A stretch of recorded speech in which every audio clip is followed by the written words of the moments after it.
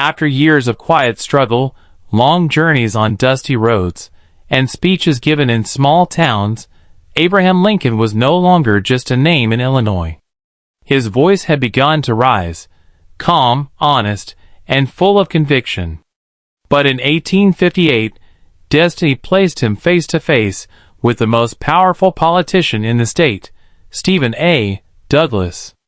This was the moment when Lincoln's quiet truth would challenge America's loudest voice. The Senate seat from Illinois was up for election. Douglas was famous, experienced, wealthy, and confident. Lincoln was Lincoln, a tall, thin lawyer with a deep moral compass and a belief that the nation could not endure forever divided between slavery and freedom. He knew he was the underdog. But he also knew that the truth carries a power stronger than applause. When Lincoln announced his candidacy, many laughed.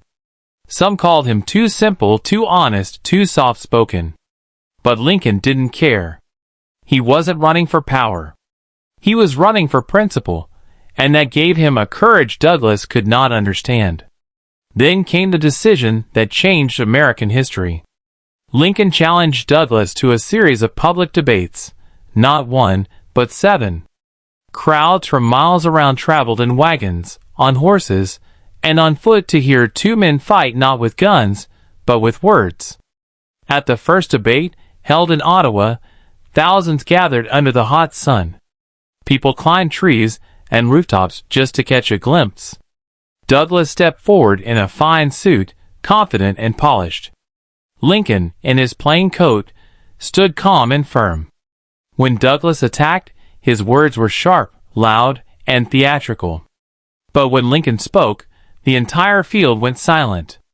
He didn't shout. He didn't insult. He simply spoke the truth, slowly, clearly, like a man lighting a candle in a dark room.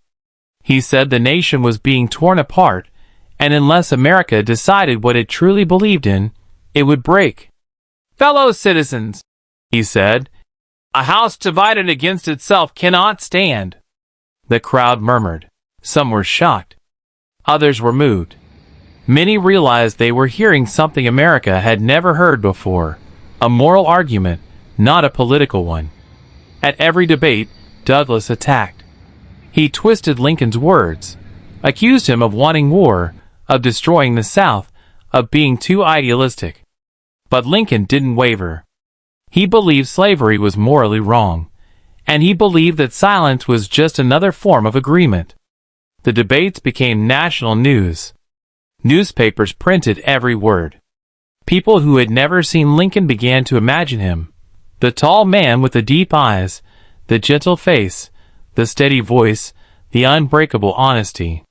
Some loved him. Some hated him. But everyone respected him. As the debates continued, something extraordinary happened. Lincoln didn't just defend his ideas, he elevated them. He transformed the fight against slavery from a political issue into a human one. He spoke about justice, about conscience, about the future his children deserved. And slowly, the underdog began to rise. People realized Lincoln wasn't speaking for one party. He was speaking for the soul of America. But history is not always fair. When the election came, Lincoln lost. Douglas won the Senate seat. For a moment, silence returned to Lincoln's home in Springfield. He sat alone, holding the newspaper that declared his defeat. He had traveled across the state, poured out his heart, and fought with every ounce of truth he had, and still lost. But deep inside, he felt no bitterness. He had not failed. He had been heard. That night, Lincoln said quietly to a friend, "I am glad I made the effort, though I failed in it. We shall yet succeed. Somehow." And he was right. Because something incredible had happened. The debates had made him famous, not just in Illinois, but across the entire country. His words traveled farther than he ever had. Newspapers in New York, Boston, Philadelphia, and even the South published his speeches. People who had never heard of Abraham Lincoln now saw him as a moral leader, a man unafraid to stand for truth even when victories seemed impossible. The Republican Party, impressed by his honesty and vision, began to see him not as a local figure, but as a national hope. Letters poured into Springfield. Invitations to speak arrived from every major city. And everywhere he went, crowds gathered to hear him, not because he promised them glory, but because he reminded them of justice. Lincoln did not win the Senate race, but he won something far greater: the nation's respect. In the quiet nights that followed, Lincoln walked alone outside his home, looking at the stars, thinking about the future.